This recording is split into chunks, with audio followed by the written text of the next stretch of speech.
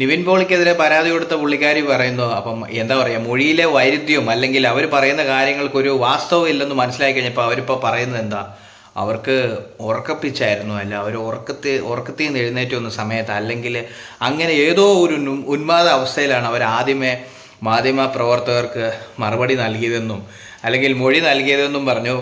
അവർ പിടിക്കുന്നിടത്തൊന്നും നിൽക്കുന്നില്ലെന്ന് കണ്ടപ്പോഴത്തേക്ക് അടുത്ത ട്രാക്ക് മാറ്റി പിടിക്കുക. ഏത് ഉന്മാദ ലഹരിയായിരുന്നു പുള്ളിക്കാരി. ഏതായാലും ആൾക്കാരെ പൊട്ടന്മാർ അല്ലെന്നുള്ളതൊന്നും മനസ്സിലാക്കണം. ആൾക്കാരും പൊട്ടന്മാരല്ല ഈ കണ്ടുകൊണ്ടിരിക്കുന്നവർ.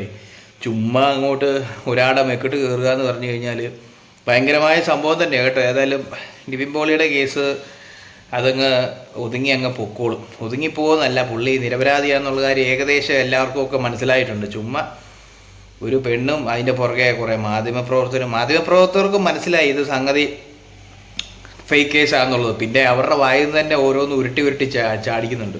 അവരെന്തൊക്കെയാണ് പറഞ്ഞാൽ അവർക്കെതിരെ ഇതിനു മുന്നേ അവരോട് ചോദിച്ചു, ഈ പറയുന്ന പോലെ നിങ്ങൾക്ക് എതിരെ എന്തെങ്കിലും കേസ് നേരത്തെ ഉണ്ടായിട്ടുണ്ടോ അങ്ങനെ ഇങ്ങനെ.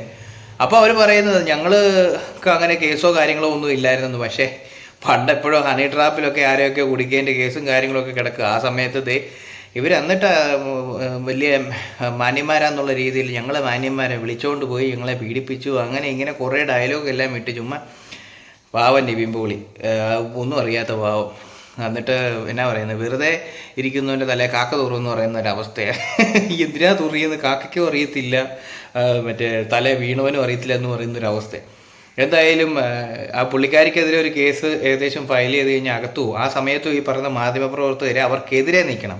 മനസ്സിലായോ? നിങ്ങൾ ഇപ്പം നിവിൻ പോളിക്ക് എതിരെ കൊടുക്കുന്ന വാർത്തകൾ നിവിൻ പോളിക്ക് എതിരെ ഇല്ല, ഇപ്പം നിങ്ങൾ ഏകദേശം നിവിൻ പോളിയുടെ കൂടെയാണ്. പക്ഷേ മറ്റേ പുള്ളിക്കാരിയുടെ കയ്യിൽ നിന്ന് എന്തൊക്കെയാണ് കിട്ടുന്നതെന്ന് അറിയാൻ വേണ്ടി അവരുടെ കാര്യങ്ങളൊക്കെ എടുക്കുന്നുണ്ട്. പക്ഷേ എന്നാലും അവർക്കെതിരെ ഒരു കേസ്, അവർ പറയുന്നതെല്ലാം വാസ്തവ വിരുദ്ധമാണെന്നത് തെളിഞ്ഞു കഴിഞ്ഞാൽ അവർക്കെതിരെയും മാധ്യമപ്രവർത്തകർ നിൽക്കണം. കാരണം ഈ പറയുന്ന സ്ത്രീകൾക്ക് അനുകൂലമായിട്ട് ഒരുപാട് നിയമസാധ്യതകൾ ഉള്ളതുകൊണ്ട് അവരത് ദുരുപയോഗം ചെയ്യുന്ന ഒരു സാഹചര്യത്തിലേക്കൊക്കെ എത്തുകയാണ്. അപ്പം ഇത് അതിനൊരു ഏറ്റവും വലിയ തെളിവാണ്. പക്ഷേ അവർ പിടിച്ച കൊമ്പ് കുറച്ച് പുളിങ്കൊമ്പായിപ്പോയി. ആ പുളിങ്കൊമ്പയിൽ അവർക്ക് പിടിക്കാൻ പറ്റത്തില്ല.